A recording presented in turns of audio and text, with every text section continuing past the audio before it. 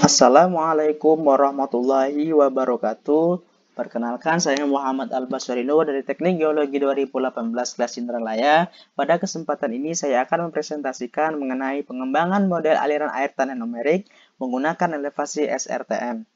Latar belakang, data ketinggian penginderaan jauh berpotensi berguna untuk membangun model air tanah skala regional, terutama di wilayah di mana data berbasis darat buruk atau jarang. Ketinggian air permukaan yang diukur oleh Shuttle Radar Topography Mission atau SRTM digunakan untuk mengembangkan model aliran air tanah regional dengan mengasumsikan bahwa air permukaan yang membeku mencerminkan head hydraulic lokat atau potensi air tanah. Estimasi kontribusi air tanah ke siklus air global dibatasi oleh kurangnya data hidrogeologi, alat untuk mengelola data tersebut, dan model untuk memprediksi aliran bawah permukaan pada skala supraregional.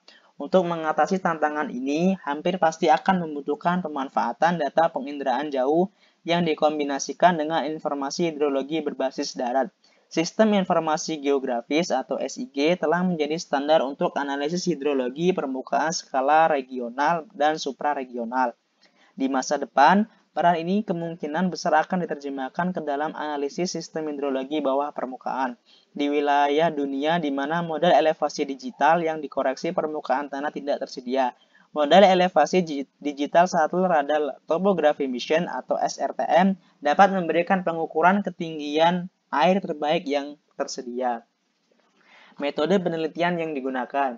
Yang pertama, menggunakan data SRTM. The Shuttle Radar Topographic Mission atau SRTM digunakan untuk menghasilkan peta topografi yang mendekati global. SRTM mengumpulkan data radar interferometri yang digunakan untuk menghasilkan dem global berkualitas tinggi pada resolusi 1 dan 3 detik busur untuk garis lintang kurang dari 60 derajat. Untuk mencapai tujuan pemetaan tanpa celah global dengan lebar petak 225 km selama durasi misi terbatas. Interferometer dioperasikan dalam model ScanSAR. Ini diterjemahkan menjadi 4 subcabang yang dicitrakan secara semi-simultan dengan pengemudi balok secara berkala dari sudut pandang kecil 17 derajat ke sudut besar 65 derajat. Untuk proyek ini, data elevasi digital SRTM V1 versi 1 digunakan. Data SRTM diolah menggunakan sistem komputer Super SRTM Ground Data Processing System atau GDPS di Jet Propulsion Laboratory dari California Institute of Technology di Pasadena, California. Metode penelitian yang kedua yaitu pemodelan AEM. Analytic Element Method atau AEM efektif untuk pengembangan model screening, membangun pemahaman keseluruhan dari sistem regional sambil meninggalkan yang lebih kompleks, hidrogeologi lokal untuk pemodelan spesifik lokasi yang ketat. AEM sangat cocok untuk studi regional karena tidak bergantung pada grid komputasi. Fitur hidrogeologi itu sendiri menentukan sistem model, menghilangkan kebutuhan untuk menyederhanakan area model untuk kepentingan efisiensi komputasi. Metode ini sangat cocok untuk integrasi dengan database spasial karena elemen dapat dikonfigurasi langsung dari data vektor yang digunakan oleh banyak SIG. AEM yang digunakan bersamaan dengan GIS dapat dianggap sebagai pendekatan berorientasi objek untuk pemodelan aliran air tanah. AEM air tanah atau model AE adalah kondisi mapan dan 2 dimensi. Lapisan penutup diperlakukan sebagai aquifer tunggal, tebal seragam dan tidak terikat karena skala modelnya. Sebagian dari wilayah ini sebelumnya telah dimodelkan menggunakan sistem air tanah multilapisan. Model AE digunakan untuk mengembangkan kondisi batas untuk model perbedaan. Dasar aquifer ditetapkan pada 425 meter. Ketinggian batuan dasar terendah di sekitar model. Domain model berpusat di Danau Trout. Digambarkan berdasarkan lokasi fitur drainase yang signifikan. Isi ulang air tanah direpresentasikan dengan menggunakan elemen flux area atau isi ulang.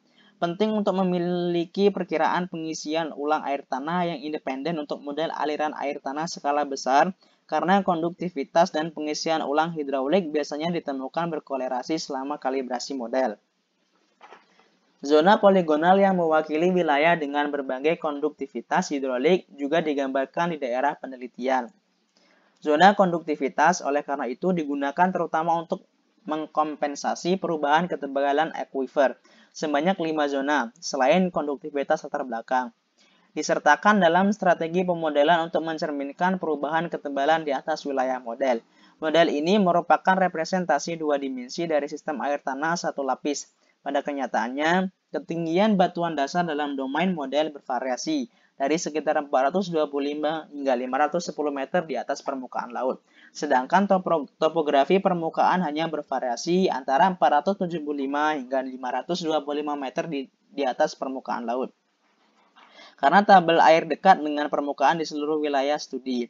Ketebalan jenuhnya diasumsikan kira-kira kurang lebih 5% dari ketebalan lapisan tanah penutup Pleistosen. Pemodelan ini dibuat menggunakan antarmuka GIS ArcAEM.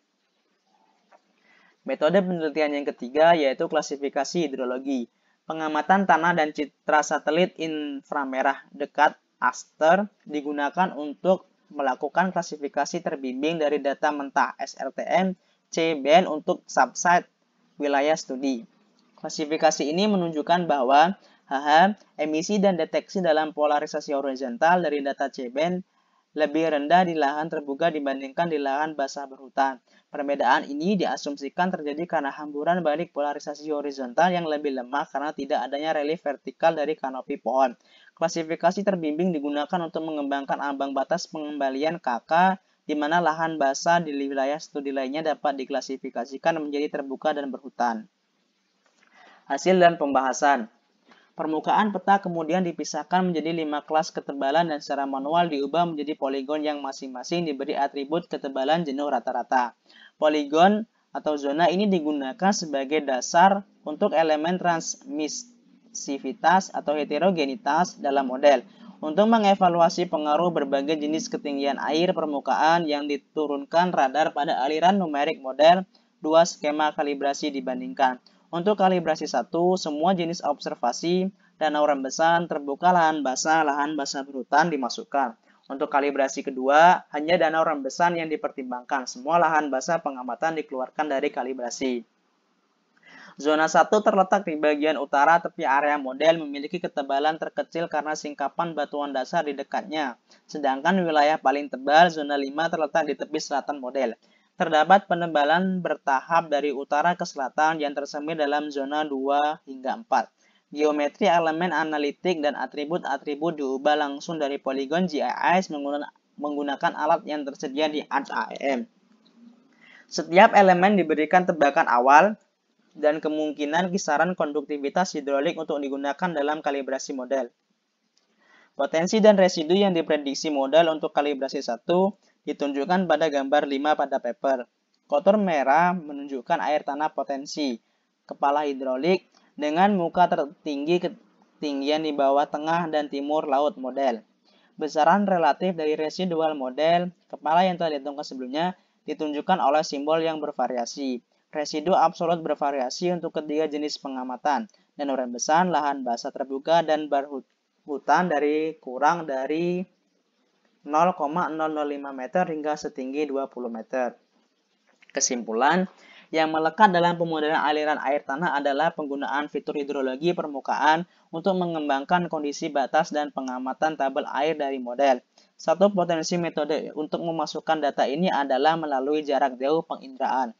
Penginderaan jauh dari ketinggian lahan basah adalah minat khusus dalam studi ini, karena mereka dapat menjadi satu-satunya sumber ketinggian air yang dapat diandalkan untuk radar off-nadir interferometri.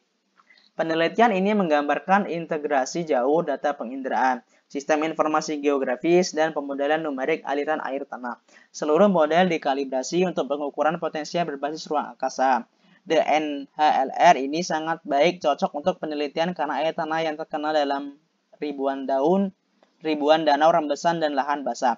Keberadaan sejumlah besar danau memberikan banyak data untuk analisis kesalahan yang dilaporkan di sini. Tetapi teknik ini secara teoritis dapat diterapkan dimanapun air tanah dan air permukaan berhubungan erat. Mungkin itu saja yang dapat saya sampaikan. Saya akhiri. Wabillahi taufiq wal hidayah. Wassalamualaikum warahmatullahi wabarakatuh.